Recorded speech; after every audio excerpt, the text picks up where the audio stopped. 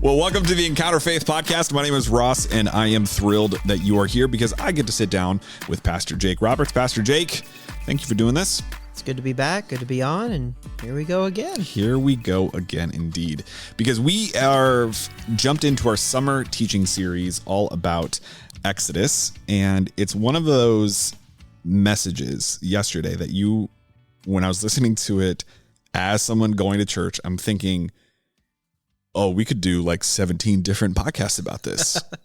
So I love the fact that something that, and I talked about this with Pastor Tara Beth last time, the last thing we want from this series is for people to go, oh, great, now I understand the book of Exodus better. Yeah. So much what you talked about yesterday felt incredibly relevant, incredibly pertinent, but to start off kind of broad, what are you hoping people get out of this summer series around Exodus? For me, the book of Exodus has meant so much to so many people over a long period of time. The book of Exodus is the centering theological text of the Old Testament. It clearly defines who God is, what God is about, and what God does in reference to people that cry out over oppression, injustices. And so for us as pastors and leaders, kind of walking through a text, going at times verse by verse or section by section, we want what we wrestle with as pastors to come out in the text. We want the text to illuminate the spaces where we are struggling, where we are navigating those same things. And we want to wrestle with that in front of our congregation. I don't want a curated product that shows a pastor in a light that they do nothing wrong. Sure. That they have arrived, that what they are, they're the pinnacle of what things should look like in a season and a time where a lot of church leaders are finding themselves falling, that they've been put up on pedestals and things have come out about their leadership. I want to be very honest that your pastor at times is less than. Mm-hmm. And in their walk with Christ, as their understanding of their humanity, that they are wrestling with these things as well. And so for me yesterday, the biggest point was, we talked a little bit about Juneteenth because that's the holiday that is coming up. And in a predominantly white context, which is our church, we have to talk about this. Yeah. It's important for us to know. But also, I wanted to talk through some personal experiences of when I've been called to do something by God, and I've wondered, hey, can someone else do that? Or what do I have to offer? Or I don't have the words, I don't have the know-how, maybe someone else would be better for this. Yeah. And so I weaved that into the message, hoping that people who get clear calls from God or their community or in their devos of this is what I'm asking you to do, knows that it's a common experience to go, this is a difficult ask. I'm struggling with this. And at times I don't know what to do. Yeah. So for me, that was the hope of the conversation yesterday at church is, hey, the church is called to a big task of bringing healing where there's hurt.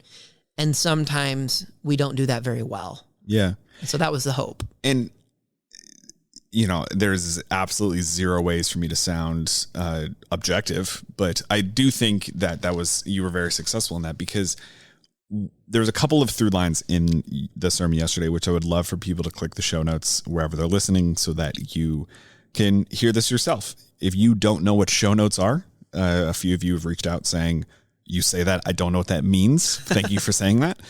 Just Google however you're listening to the sound of Pastor Jake and I's voice and the word show notes, and you'll be able to find it. It's under wherever you're hearing the sound of our voice, but Google will provide you some pictures.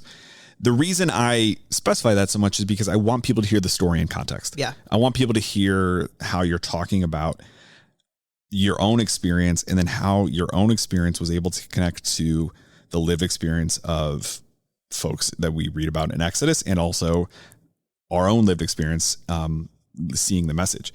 Because it almost played into this idea of imposter syndrome. Yep. This idea of going from here I am to who am I, as you said in the message.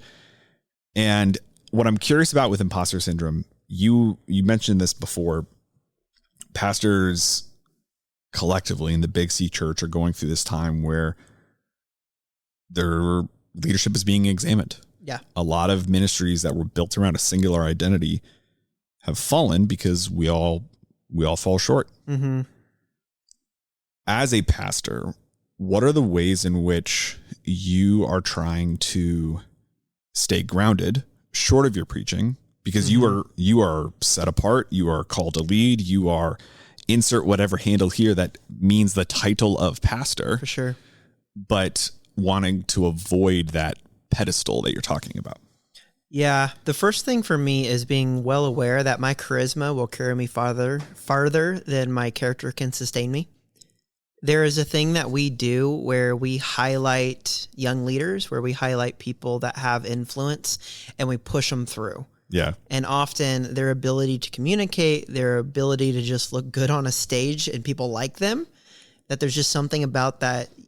And we all have that. We all see people and we're like, I just want to get to know them.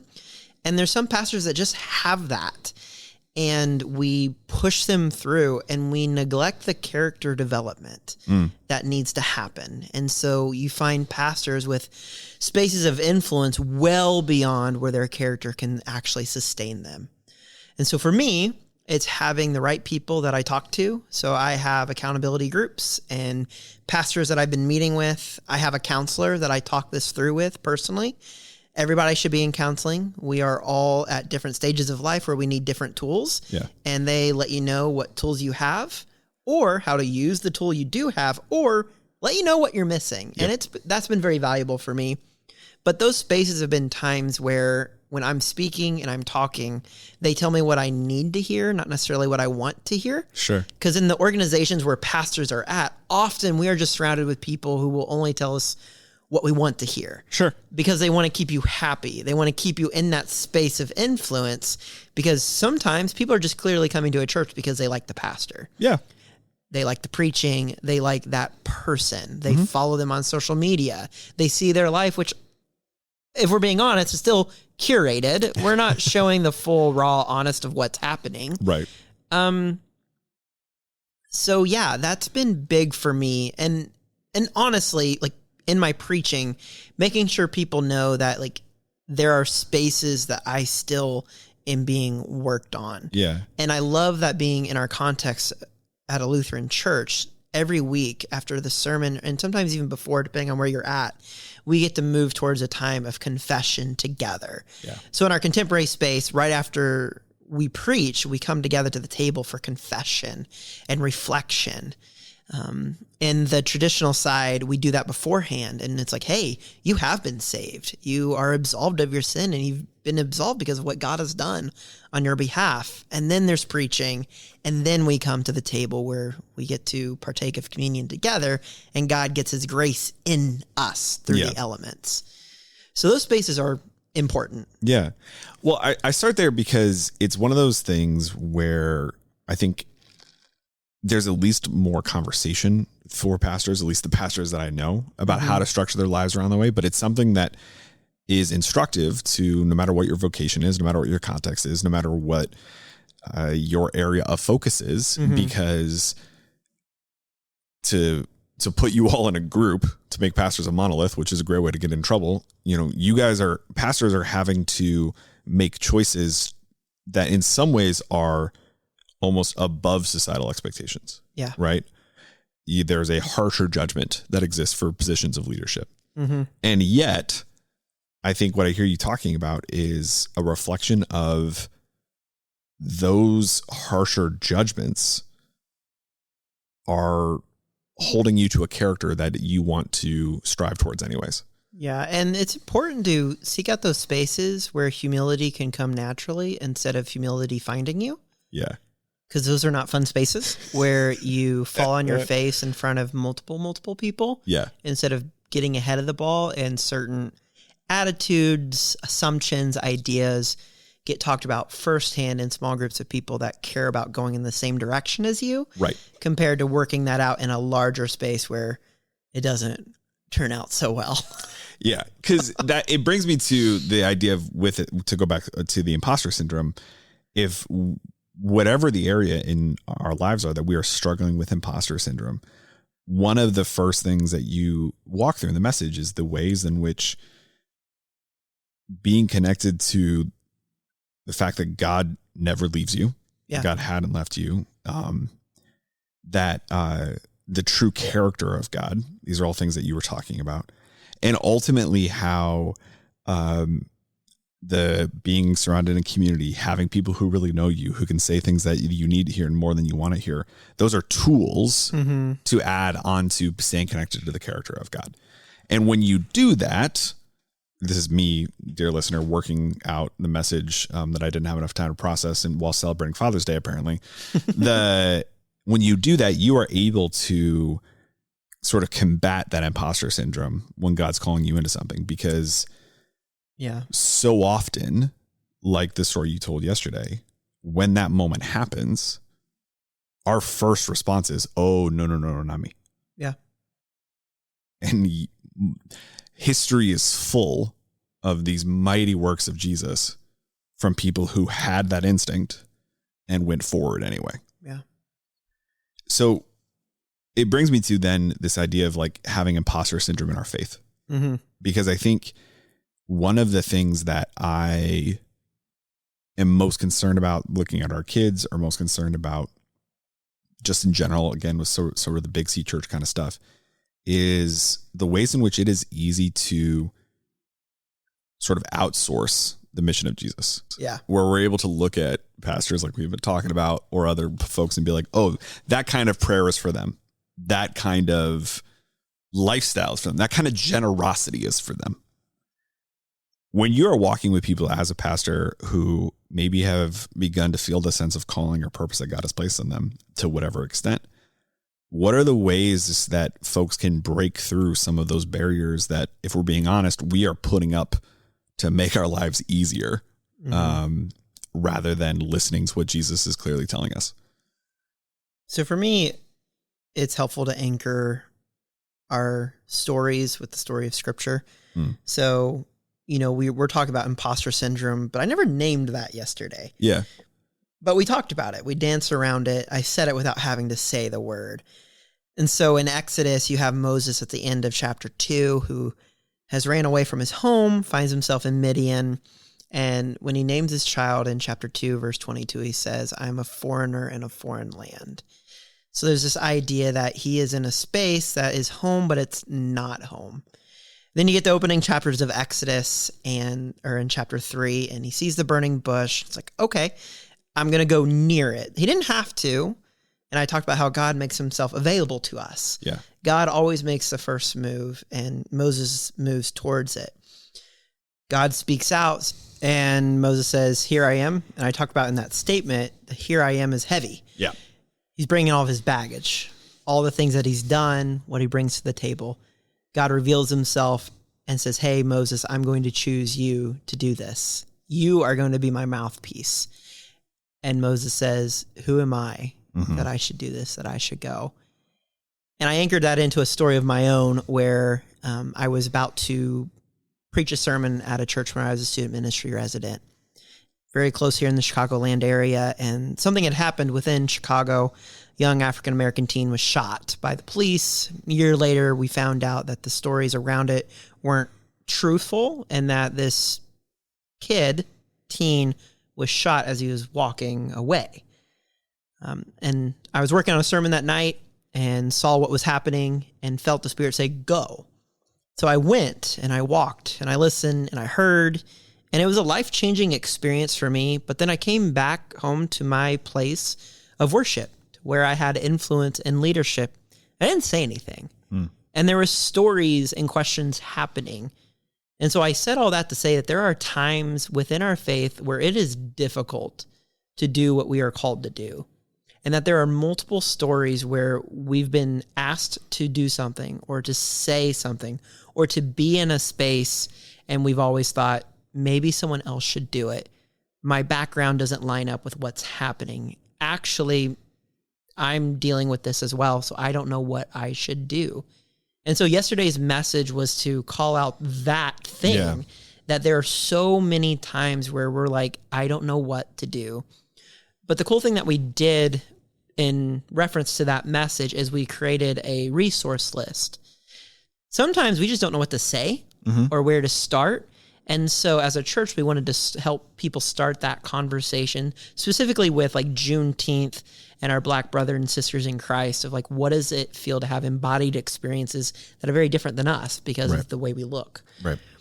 But we are still called to go. Yeah. And Moses was called to go, but that led to something else in the message that happened. God calls us to go, but before we are ever called to go or do or to speak into spaces, God does something very radical for us. And he did it for Moses. He brings us home. Yeah. And coming home and having a space is incredibly important to the work that the church is called to do. Mm-hmm. We are called to gather. We gather for the purpose of being scattered. We gather to be rejuvenated, to come together, to worship, to smile, to laugh, to cry, to repent, to lament. We do this in community, and we come together, and then we are sent back out. That burning bush moment, we all have heard it. And it's always talked about like this big, amazing, holy moment. If, I know we were talking earlier the week, if Moses wouldn't have seen that, then this wouldn't have happened. And whatever, maybe, I don't know. God makes himself available. So I don't think so. But in that moment, God asked Moses to take off his sandals. Me being in a Western context, okay, cool. You removed your shoes. Yeah, it's holy ground. But as I was preparing for this message, there's an Asian American theologian that I love that spoke into that space and said, for most Western contexts, taking off your shoes is just taking off your shoes. But in the ancient Near East and for Asian individuals, people from all over the world, taking off your sandals and entering a space is a sign of being at home. It's a sign of being where you need to be. And so for Moses taking off his sandals, he's taking off the journey. He's taking off all the things that he's done. And in that space, God is welcoming him home in the very presence. And our feet tell a story. Some of us have been bruised by people that we've cared about. And so our feet are bruised from the journeys that we've walked. Some of our feet have been cut. We've had people that have hurt us and we have fresh wounds. And then for many of us that are listening here, who go to church or have stepped away because COVID made it pretty easy to step away and just don't feel comfortable coming back yet, we have callous feet. We've put up walls because we've had to protect ourselves. Our bodies need protected. And so our feet tell that story. And it reminds me of the New Testament where Jesus comes, he kneels down, he takes a towel, and he washes all of his disciples' feet. And he does that willingly. Yeah. And in this moment, this is what church is supposed to be. We're supposed to be able to find a space where we can come home. I kind of tongue-in-cheekly talked about, Jesus didn't come into the world to condemn it. Why do we think the church can sit in that role? That's not our space. Yeah. We bring healing. We bring hope. We bring restoration. We create spaces for people to come, take their shoes off, because the journeys we walk have been a lot. And so my hope yesterday was to realize that, there are times where we are called to do what we need to do and we don't do it. And that's just a reality. But there's grace and forgiveness in those spaces. But also, before we ever are called to do anything, we have to come home.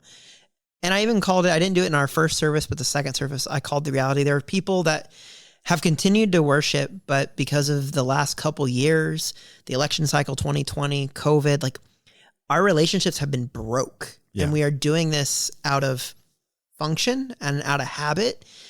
And maybe we need to come home. Yeah. There's another story in the New Testament where, Jesus is telling parables and there's 99 sheep, but one lost. And it goes down from 9 coins in the woman's on her head, and then one was lost. And then 1 to 1. But the coin for the woman had 10 coins. It was lost in the house. And that there's some of us that we are here, we are at church, but we're floundering and we're lost even within our faith groups. And so the call yesterday was, hey, where are the spaces that you've not forgiven others, or where have you not forgiven yourself? What are the stories you're telling yourself that are keeping you from being at home? Because there's a lot, and we need to reckon with it. We need to talk about it. And then how do you see yourself? Do you see yourself as a child of God, or do you see yourself as other people's narratives and stories about you, of what the church has said about you when we've not always been at our best? Yeah. The hardest thing is, like, we are wounded in community, but we're also healed in community. And there's no way around that last part. Healing comes through community. Yeah. And we need each other. Yeah. Oh, man. In the words of Pastor Sherbeth, that'll preach. Goodness gracious. Okay. So here's what that makes me think of, because there are folks who are listening who church has not felt like home in a long time. Whether they are here or not, church has felt, to your point earlier, it has felt like a place that did not accept them for who they are, was a place where they had to be fake or put on a mask. It was a place where they actually couldn't do the things that you are describing. Mm-hmm. One of the questions that naturally brings to mind, you said God provides a home before he sends us out. Yeah. Is that always true? 100%.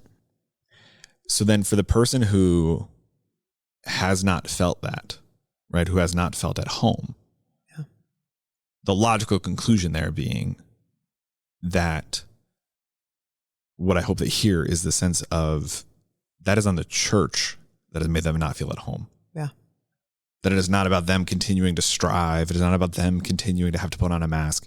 That it is about the church failing to do one of its core responsibilities. And that is contributed to the brokenness that they are feeling. Is that a fair summary? I think so. And, you know, as a church leader, someone has pastored in different congregations, like this part of the conversation keeps me up at night. Sure. 'Cause I know that the way I lead and the way that I hold space has caused people to step away. And that's not my intention. I don't think that's any pastor's intention. I think we are genuinely trying to do our best. At least I hope. That's the benefit of the doubt. That's put in there. But regardless, at some point, there's always going to be someone that is in disagreement with how we lead or what we do.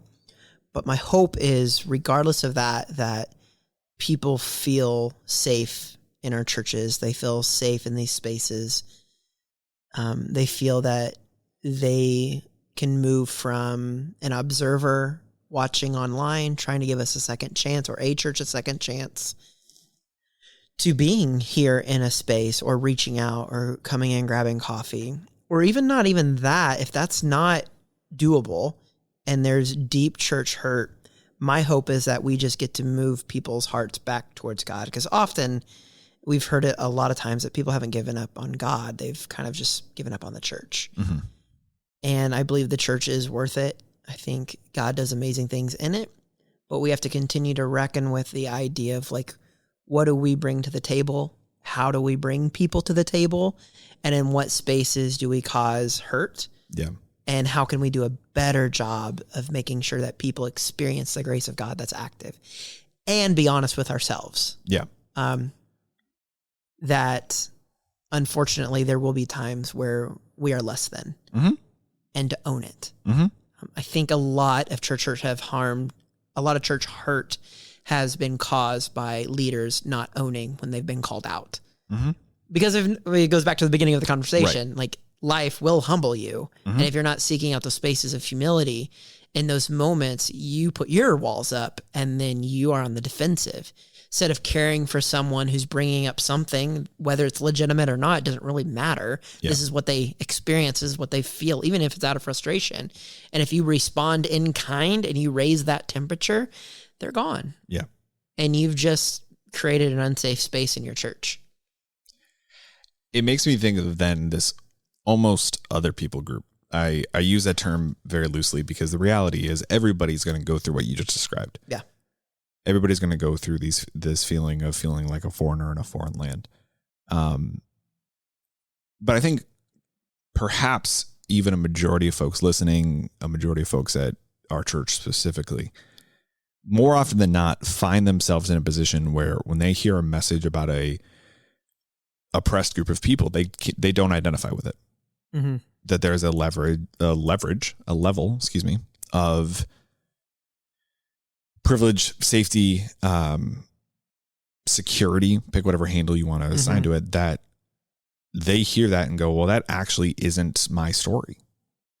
But what you're describing doesn't, it actually increases the level of responsibility for that person, because that person's responsibility is to help make that place feel like home, is to provide a harbor, is to cultivate spaces of belonging, because in that moment, God has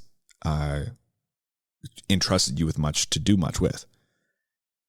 For that person specifically, what I'm curious about is knowing that they're going to screw up, kind of going back to where you started the message, knowing we're going to screw up, knowing we're going to say the wrong thing, knowing we're going to be inadequate. What are the ways in which we can be motivating people to continue to do something, as long as that, because it feels like the first step of trusting the character of God is what keeps you in check for a lot of this conversation. I think first thing is continue to whatever area that God is asking you to step into, is to educate yourself and create awareness. Yeah. We can't be expected to know everything at all times. That's really unfair. I think it's also good in conversations to simply say, I don't know. You're right. I had this happen online just a couple of days ago. I was posting about something, and a friend mentioned that, hey, actually I did my thesis on this, and this specific phrase is used here, and I had no idea. And so I said, thank you for educating me. I simply didn't know. Yeah. And now I do. Yeah. So I think those spaces where we can just seek out humility and realize that it actually is quite a badge of honor to say you don't know, and that it is actually a badge of honor to change your opinion given different information, and that is okay. Often in our current context and climate, you can't be wrong. You can't change your opinion, but that's a good thing. And I think more people being open and honest and sharing those experiences can help turn the tide, especially within the church. Spending time in prayer. I love the Ignatian side of like letting God behind the curtain of your life. I joked a couple of months ago, I was talking about, we all have a junk drawer that we just throw a bunch of stuff in, and then that's kind of what prayer is. Like, you get to open it up and God gets to sift through it. He gets to see all items and pieces. And God does it in a kind way. God doesn't do it as trying to declutter us, but in a sense, God helps us take inventory of the different things that are bringing wholeness to us or taking life away. It's like this sense that I think I keep coming back to for our church, even for this podcast, is we are so, or maybe it's just simple as I am often so terrified of doing the wrong thing as a parent, as a leader, as a white guy in my community, that it really actually, not only does it prevent you from taking action, it prevents you from education. Yeah. And in a world where we have let perfect be the enemy of good, where we expect uniformity, where we expect the cultural ethos of, if you're not with us, you're against us. We have to be willing to do this kind of work that you're describing, because the church is the only place that's left. The church is the only place where we should be able to say things like, I don't know, thank you for educating, because every other place in culture right now, you don't have permission to do that. You don't. And you have to be able to give answers on the spot and on the fly. And you just don't have to. Yeah. It's okay to reschedule conversations. And then we don't have to speak into every space we're invited to. We can also just simply say, hey, this isn't the time because I'm not ready for that. Yeah. the way that I would show up is not going to be the most helpful. No. But the hope is, and through the message yesterday, was that people know that this is a continuum, that we are built up by God. We are sent out. There's pruning that happens. We come right back. And then it's this lifelong journey of being shaped into the image of God again and again and again. Because there's so many other spaces that try to malform us. And church helps bring us back to the space we need to be. And God works through people. God works through the sacraments, through the worship, through the teaching. And there's really beautiful things that happen when we come together. But that coming together needs to be safe, and it needs to be a home for people. Because if it's not a home, just like with Moses, I don't know what that story would look like without him having a home. God did something really cool when he asked him to remove his sandals. And there's something so important about having a home. I saw something really funny on social media just a couple days ago talking about Father's Day. It was like, here's to all those mediocre dads that just show up and maybe not do everything right, but you are setting a long-term psychological basis for your kids that's going to be there for them for the many, many years to come. Yeah. Just the fact of being there and showing up is creating safety for our kiddos for a long term. Mm-hmm. So even if you see yourself as your presence being absolutely mediocre, that's okay. It's more than enough.